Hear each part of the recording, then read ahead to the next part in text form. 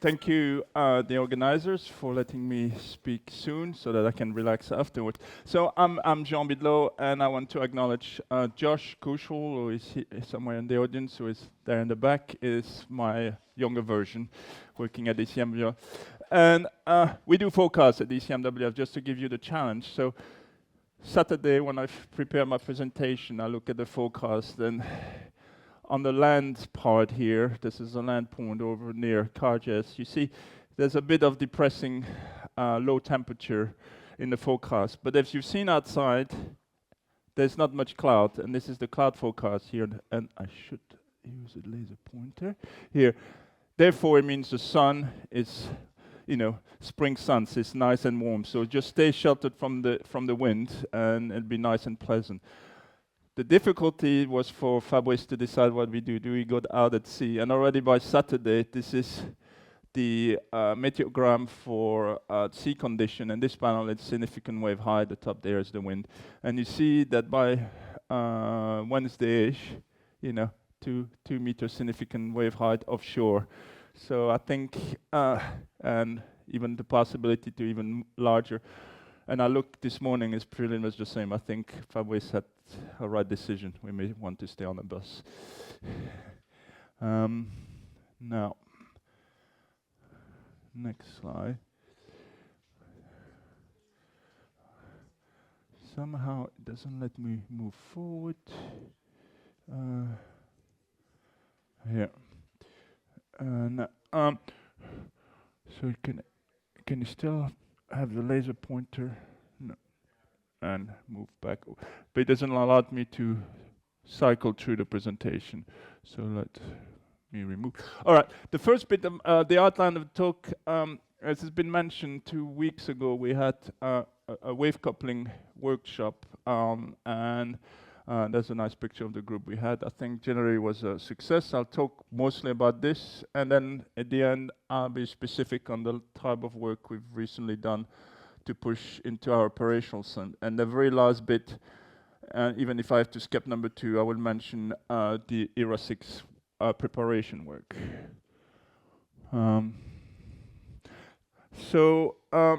Yes, the wave coupling workshop seems to be a bit in competition with the WISE meeting, but it isn't. It just happened to be roughly at the same time. But it's all about trying to figure out where waves might be important. We know about momentum exchange. We know about heat exchange, mass fluxes, so it's moisture and other things. Potentially wave breaking, influence white cap. There's a lot of discussion also about sea ice. So what I'm going to try is to quote a bit some of the infamous quotes that participants have made, and then try to pick up the highlights. If you want, presentation and recordings are nicely available on the website if you really feel that you want to know more of what the people said. Also, the many people who were at the meeting are here today as well. Nobu Mori had the privilege to open the session, and he made quite a bold statement that yes, we've done all the infrastructure and coupling models. However, I think we've not spent enough time on understanding the physics of the interface. I think it's one of the recommendations that we need to understand better a bit what is actually happening at the interface. And there was good recommendation during the meeting, so I think it's good to have this. And he also, he has used wave effect in some of the climate simulation type of work he does. You're using very, what he labeled old parameterization. I will agree. So some of this bulk formula, don't mind the fine details, except if you're already an expert. But momentum exchange with the atmosphere, TK fluxes, wave breaking, generating turbulence in the ocean, are based on quite old ideas. They kind of work, but we don't really understand the real physics. So we need to move a bit away from this old parameterization. Now I will argue that at ECMWF, with the leadership of Peter Janssen, we at least have tried to bring a bit more consistency. But there was also a main issue, is just you're coupling this. So once you've done everything, are what you do really consistent? So based on how waves can affect the momentum transfer, we have used this concept of the Charnock parameter, partially because that's what the atmosphere is using in our system. So there you have a level of consistency, but it may not still be the right physics. So there's a need to look into this a bit more. And then on the same line, like the Metaphys and NCEP are really moving forward towards a fully coupled system, but what is lacking? There's this question, and one of the main question, what is driving the ocean ultimately is a force, it's a stress, not a surface roughness. So maybe this concept of momentum coupling, something that really represents the momentum, how much it goes in the currents, how much it goes into the turbulence, should really be more addressed. And moreover, I think there's an activity that is not well known outside Germany. So Lars Schessels there is part of this TRR 181 project that is based in Germany. And they've been going along, trying to get what they say towards energetically consistent coupling. They've done it with climate change in mind. They want to run climate models. You kind of have to start looking into this, because people who don't believe in climate change, if they ever were to know all the things we're presenting now, they'll be worried, because they say, your thing is not consistent. Where's the energy? You say, well, you were heating up the planet, but actually your energy balance is not consistent. So they've started to include wave effect, and it's looking into the mathematics of it. So they brought in mathematicians to really look into it. And actually some of his work, I don't want to cover this equation, it's quite interesting on how you should really split this momentum transfer between air, ultimately air and ocean. So that was quite neat to have all the people there talking about this.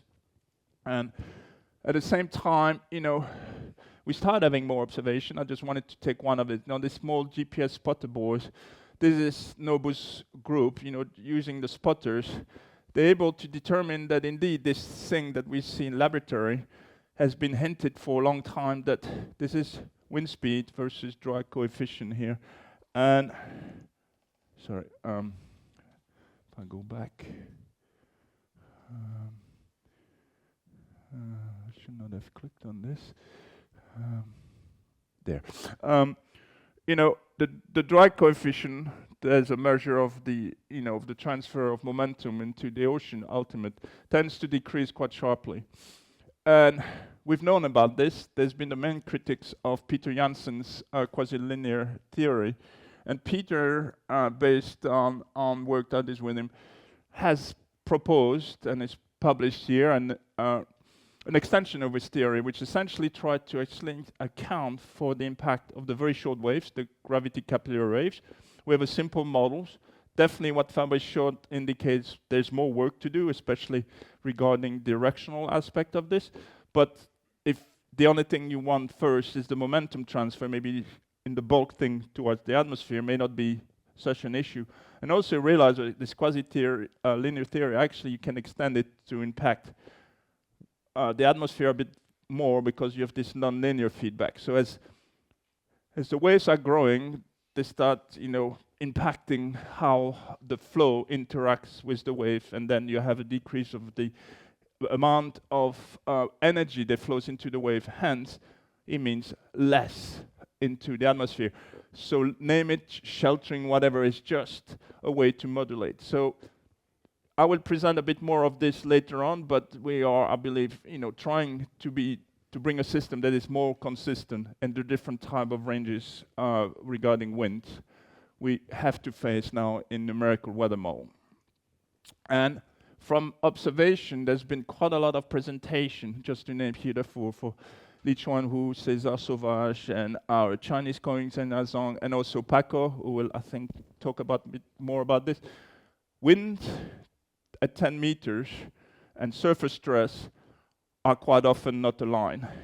Most parameterization assume that the wind at 10 meters and the surface stress are aligned, and they are not. What are the implications? Hence this idea, maybe we should couple via the momentum as a vector, And there are ways to do it, but the community now has the evidence. We have to turn this into a modeling feature of all our system. So the discussion, just to Z0 base, so you essentially Charnock, is it really the right thing?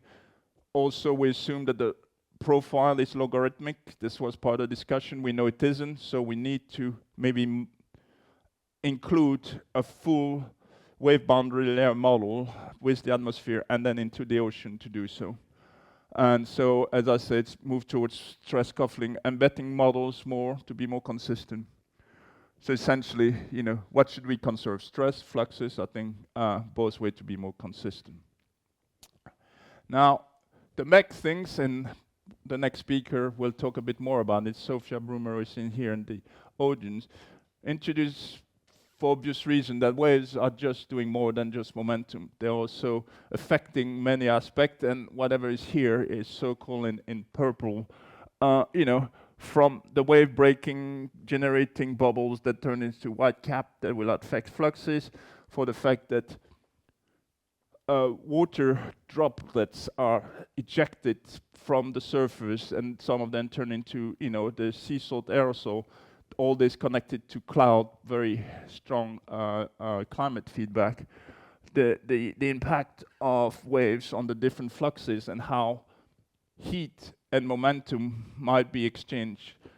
Heat and moisture might be exchanged slightly differently because of the presence essentially of small water particles in the air.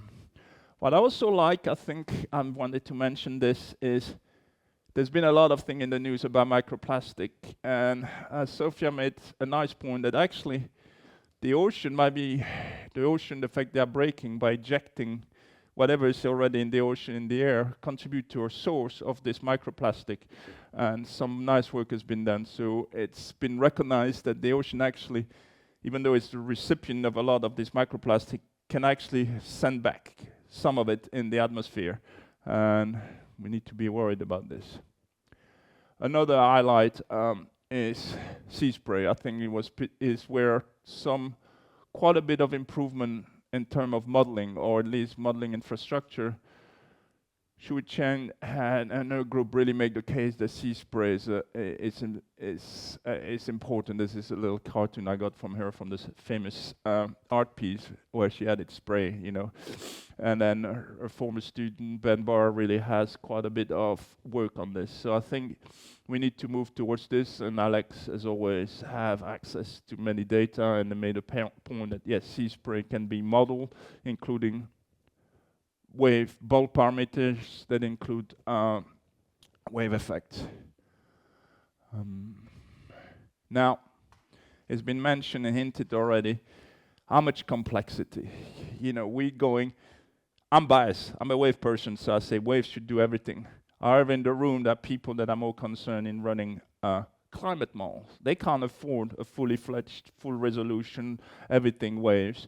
So Ardhuin here in the audience too made a case. Yes, representing wave-driven processes does not necessarily require a full wave model. And the last thing on this piece of work is this was one of his collaborator, the nice poster by Ali here, that essentially if you're concerned with Langmuir turbulence, which essentially you connect to Stokes drift, you don't need to necessarily run a high-resolution wave model to get the Stokes drift. Yes, you'll get it right. But Stokes drift is a high-frequency response to the wind. So maybe already just getting it from the wind already directly inform you that there's a wave effect into your parameterization. But it costs nothing with respect to, or virtually nothing, with respect to rolling just a wave model to get the Stokes drift. And there were other mention of this I want to mention too, because Sui Chen is running this coupled system, but already with, the work that started many years ago. This is not new. Mark Dolanen always saw that the wave model cost might be an issue when you do this coupling. So he was the original workers, and I think Sui was one of his students originally. And now it's been developed in a lightweight, let's call it lightweight. And I'm not advocating going back to a first or even second order wave model fully parameterized, but maybe there's an in-between. And Momer will have a bit of more explanation of this. I just wanted to mention this has done quite a bit of work to say, well, can we really use what is known and have something that is much lighter weight, and I will let Momo, since he has a talk later, to explain it. But his framework is towards, we need to build something of a framework where you have a couple layers. And I really start to be more and more of a believer in this. With couple model, and we assume that that's it, but the interface itself should have a model by itself, which would not be surprising because that's what they do with land. They have a land model to do this that is an interfacial model. Yes, so I think skip this because essentially I barely kind of say this in the sake of time. Now, the other big thing, and I know we have people who really spend their academic careers and effort to really getting us good observation. I like Ardhuin's presentation saying the time is right. The time is ripe to go further away. The complexity of the sea surface, as shown by these pictures at the platform in the North Sea, from the wave model point of view, is reduced to this, the 2D wave spectrum. And you say, well, that's good. But actually, there's a lot more is happening. And so this little cartoon is essentially, we start having devices that allows us to see a lot more. Video stereo was mentioned. Really, we see from below. You can observe from below. You can observe beyond an DCP to get information about bubbles depth, penetration, a camera to also information about what's happening to these bubbles. And then there's a new technology, mini buoys. Buoys are no longer this very expensive thing that only big places can afford. Attach all this in a few sites, and maybe you can learn of it. Not that I'm a user, but Alexei Mironov here really had an interesting thing of mini buoys, and he physically brought one of it. I think people realize this is no bigger than this, and about this thick. So sorry for the audience, this thick. So it is really interesting and not too expensive. So throw all these out at the same time and get us more information so that we can do work.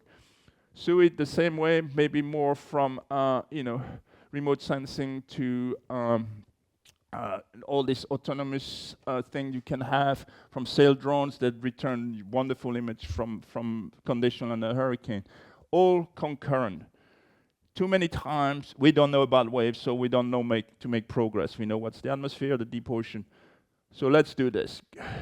Fabrice already mentioned noise, and I had him presenting in front of my atmospheric colleague that yes, waves generate noise, and under certain conditions it propagates deep into the ocean. We already heard Fabrice. It actually goes deep into the atmosphere, and you could potentially get information about the stratosphere from the surface waves. So there's a potential for StratSound, a new project. Maybe we'll get funded.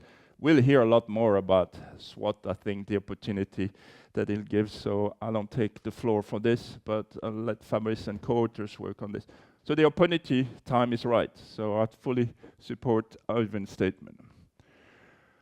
CIs, because it's an important topic at the ECMWF, we can no longer know, well, we don't know what's happening in the Arctic. We are forecasting centers, too bad. No, we can't say that, so we need information. Josh here, I grabbed this picture because there's a CI source term question mark.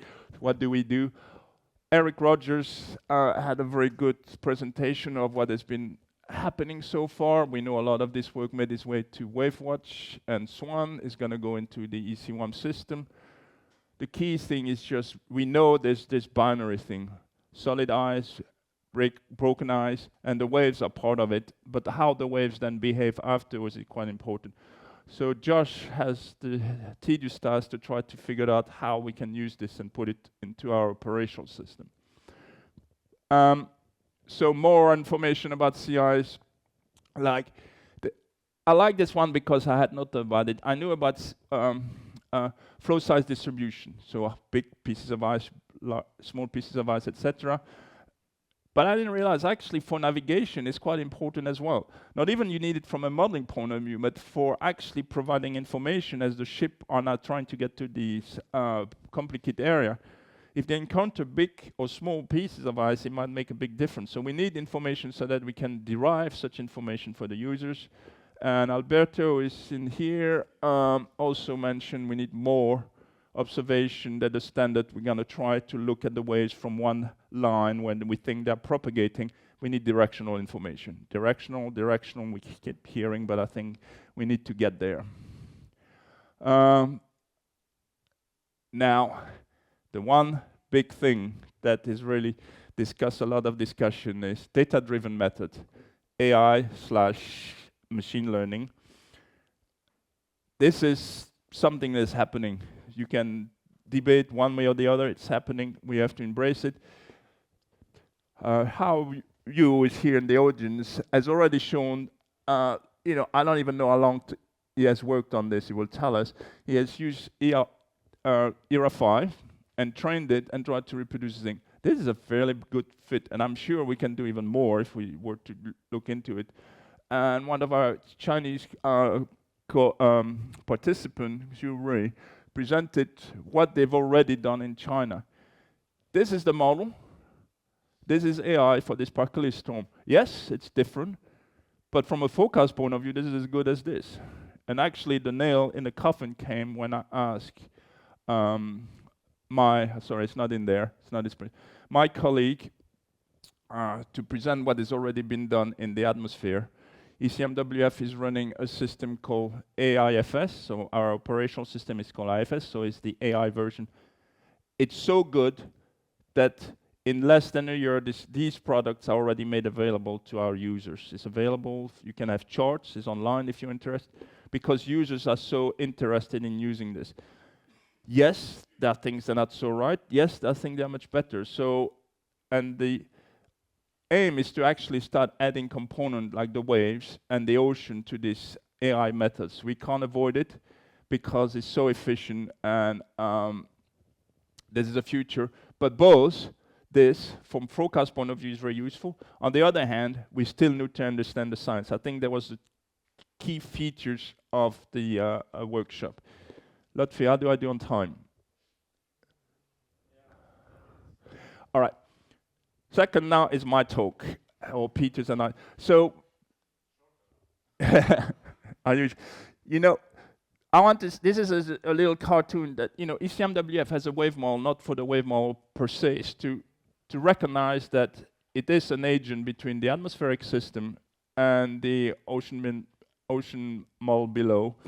And so we know about the small momentum coupling, we know about the effect into passing modulated stress, Stokes drift, turbulent kinetic energy for the TK scheme. So what I want to say is just this interaction between, we pass neutral wind because the neutral wind is a better representation of what's happening at the surface. We also pass information about gustiness, air sea density, and then we return China currently, still no momentum coupling. So we have this, again, drag coefficient, again, 10-meter wind speed. We know on average with respect to, Edson et al., which is a composite of many field data, the black line here fits right where with this different core algorithm has been formed. But we know also that somehow this drag coefficient tends to tail and even reduce for high wind. So a few years ago, I did a trick because we needed a quick solution fast. And I say, what if I were to reduce Charnock quite strongly? And in the Charnock parameterization of what is a Peter Janssen theory, or behind key features of ST4 and WaveWatch, these Charnock parameter is modeled in terms of the wave-induced stress. But there's a term here that has been seen more as a constant. It is the impact of small waves on the overall stress. And we've played around with this number, but actually I realized maybe I should reduce it for strong wind. And that's what we did. There's a very strong wind. The net effect was of having, instead of this green thing, which is again the drag coefficient term of 10 meters, for a 4.4 kilometer resolution run, you have this sharp decrease. It's a bit of an engineering trick, but look, this is the operational system, or how the operational system will produce the wind for Hurricane Laura back in 2020. This is what you will get. The color really indicates there's a strong underestimation of the wind. So it was essential for our high-resolution runs to produce nice or decent wind forecast. But we were not happy with this because this is pure engineering. There's no physics. So Peter, it was my favorite free labor because Peter is working for free for me. He says, "Oh, I can modify this, and if you want the full detail, either read the paper or go back to Peter's presentation." This small coefficient, actually, you can modulate it with a model for what the small waves are actually doing on the stress. And so we have a simplified model of this, and I think this will open opportunity to work with some of Fabrice's ideas to do better in the high frequency part. We also, as I mentioned, this nonlinear effect on this. And the net result is, instead of getting the blue one with this injuring, we end up with the red one. There's a bit of tuning that is involved. The reason this red is above blue, this was just a guess. I had virtually no. This is actually more in line with this plot I saw from Curricht and House. And so I committed my colleague that this is what we needed to do. But what you see also, it's lower for the storm wind condition. And the key message, because ECMWF has been quite criticized as this, is gonna potentially solve some of the issue that ECMWF winds have. It's recognized that when it gets windy, ECMWF has a tendency to have too low wind. And here, this is the old versus the new wind for a day one forecast type of thing. You see above, this is 20 meters per second, you get much higher wind. So it is something that is quite useful to have. The other thing I want to mention that people don't realize, momentum is one thing, but it's also influenced how heat and moisture is influenced. But you can have, based on Peter's work and myself, add a parameterization that essentially add wave effect on it, where this Rufflet's length scale, Z of t, instead of being this is U star, being very strong for actually low wind condition. When it gets windy, wave contributes to this exchange of momentum. And so you can put a model that says you have a sharp increase in here. Obviously, this still does not include the effect of what Sophia was talking about, the effect of sea spray. We still have to work on this. The net result is that you see an enhance of heat uptake from the ocean. In a coupled system, this is something good. And just here, just believe me, the blue indicate an improvement in our forecasting system from day 1 to day 3, day 4, day 5, etc. Blue is an improvement for 2-meter temperature. Improvements, so it's all good. So we're pushing with this system into our operational system. To finish is, what are the plans for ERA 6? ERA 6 will be based on a model that we are currently putting together. It will contain what I've just talked about, because this is actually going in our future, our next model. So by the end of this year, we'll have this new model where the wind should be better. But ERA 6 will also have some other features. First of all, the resolution has been fixed, so it'll be 18 kilometers. The wave will be running on the same grid, so there'll be total consistency, but also will be based on a new ocean model and primarily a new sea ice model. If you know anything about sea ice models, the sea ice cube is a much improved sea ice model with respect to what we currently have, the LIM2. But also at data analysis issue, we're bringing the ocean into the 4D VAR. We're bringing the way how the atmosphere and the currents and the SST can interact. So it means that the analysis would have seen a changing SST and the presence of currents. This has quite a bit of impact, because at the same time, I can also, there's a big feature that ECMWF has not activated, the simple fact that current tends to refract, change the propagation direction of the wave. So all this, what is highlighted in there, will be part of ERA 6. So my belief, ERA 6 will be much better than ERA 5, that's the aim. It's not readily available, we're putting it together. Production in 2025, products for user 2026. So we'll still talk a lot about this. With this, I think I'm probably start to run out of time. But one announcement. So the couple workshop will be next year away from the WISE meeting. Will be in down south in Melbourne. The host will be Alex, and we're aiming for the 13th to 17th of January. And a bit of information. Everything I said is not secret. If you don't believe me, go look at the code yourself. So the EC1 code that we use, a version of the WAM code, is now open source. We're not hiding anything. And with this, I hope I have time for question. This is another advertisement. This is Truxver, is in the audience map in this presentation on wave current interaction. I know we'll talk a lot about this. I love this map. It's, it's about, what they thought of the ocean at the end of the Middle Age. And also, why seminar Truxver will have after this conference, it will talk about the, maelstrom, this strong currents of the Norwegian coast and the effect on extreme waves. So I'm looking forward on this talk. Thank you.